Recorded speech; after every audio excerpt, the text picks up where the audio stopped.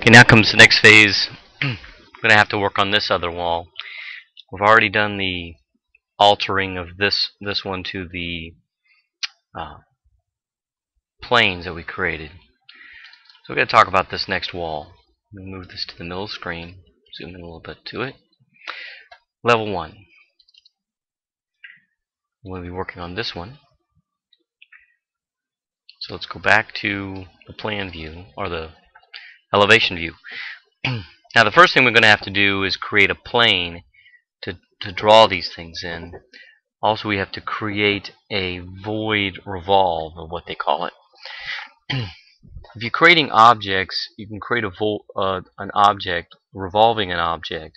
Just draw a section and revolve it around some kind of point of axis. They're asking you to create a void section, which means you're going to create an object that's really going to be kind of a negative. Anything that's inside this solid object becomes cut off. It's kind of a, what we showed in class, of subtraction of parts. So the first thing we need to do is create a component for that object. Well, we've already noticed that certain things have to be in the right family. First I have to choose a family group. We're going to choose walls for the family group, and top of wall void is what the book says to call it. So now I'm going to create a whole family, an object in the family top of wall void. Now these are the objects you can create, and then there's void forms, and these are the objects that will be elements to subtract from. So what we're going to have to do is, first we're going to have to create what section these lie in, what plane they lie in. Because right now in the elevation view, I could be at the face of this wall, or I could be at the back of the wall behind here. But to make sure that I'm drawing it right at the middle, they say to create a new plane. So to see that plane, I have to go to the top view. Now I see the top view of the object. Let's create a new plane. And I'm going to put it in the middle. So I'm going to snap to the middle and drag it to one side. Like that. I'm going to hit escape. Click the plane and slide it this way as well.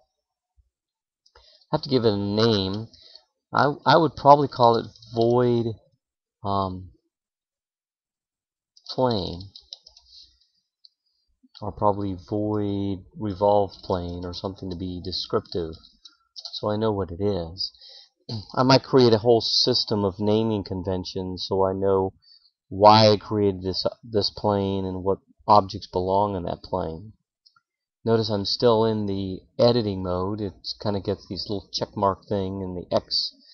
Keep looking for these green bars at the top. And it says modify reference plane, and the helps is helps really aren't helpful at this particular point. But notice I had to click it again, just as in the other example, to get it to come up with the name convention, so I could actually give it a name. So now that I've got the plane, I can go back to the section view, south, and I can start drawing this revolved object. Create. Now, when I do a revolve section, I need to make sure, one is that I'm on the right plane, so I might want to set that plane. Go to name. See down here, it's included in the name. Regular levels are in planes. The reference planes that I created, the bottom angle and top angle from the other assignment, and then this revolved plane.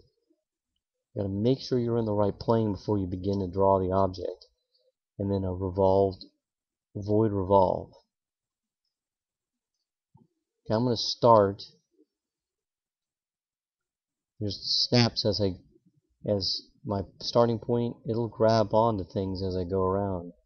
I'm just going to arbitrarily pick a point, come in the middle of these circular walls, come down a hair, go across, use that tangent end arc option, come down here, and come down like that, just for fun. Line, wait until it gets right underneath it, and then snap to the point. Now, you really need to understand that anything you create, a solid object or a void object, has to close or it won't be able to create it. It has to be aligned segments that come all the way around and back to where it began. I have to create an axis line. If I try to create it without an axis line, I'll get a message saying axis of revolution not specified. So go back to continue, axis line, pick a point, draw my axis line. Notice the axis line I picked from here down. It doesn't matter if it goes all the way through. It's an axis. It'll transect all the way as much as it needs to. Okay? So now I'm ready to revolve. Create. Alright. Back to this. And as you pick these buttons, and you still have this green mode, you may want to keep checking back in to see where you're at. Right now I'm create void revolve is in the command line, or the that line. Check mark, and now created the revolve. Now I'm finished with the revolve. I click OK. No. Sorry. Now I have to cut. In my helps it says pick solid geometry to be cut or void geometry with which to cut. So I can pick the void geometry and pick the solid to cut. Now I keep moving back and forth between the void geometry and the object to cut. Notice I'm just kind of moving my mouse until it highlights something. Void geometry, object to cut, void geometry, object to cut. Now I can pick the top or the bottom because I'm not picking which side it's going to keep. I'm just picking the object that's going to be cut by this void solid. It's easier for me to see what's left by picking above. And eventually I'll work my way through the whole object.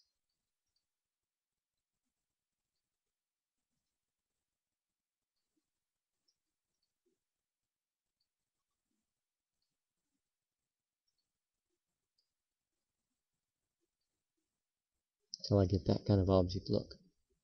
This is what I was looking for. When I'm completely done with the cutting it out, I click the check mark, in place editor, I'm done with it.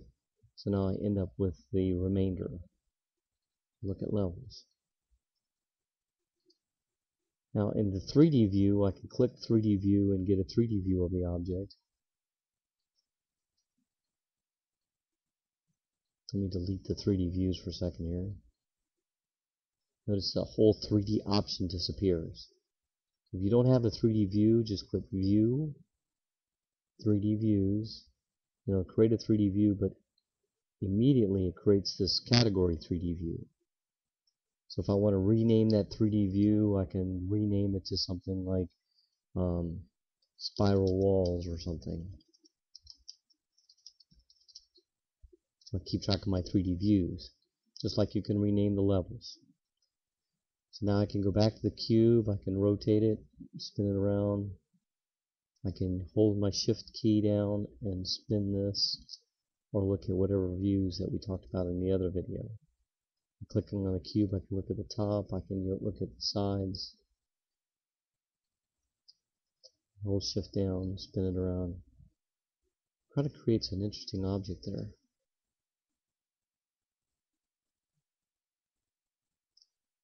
See that flat section that I cut out?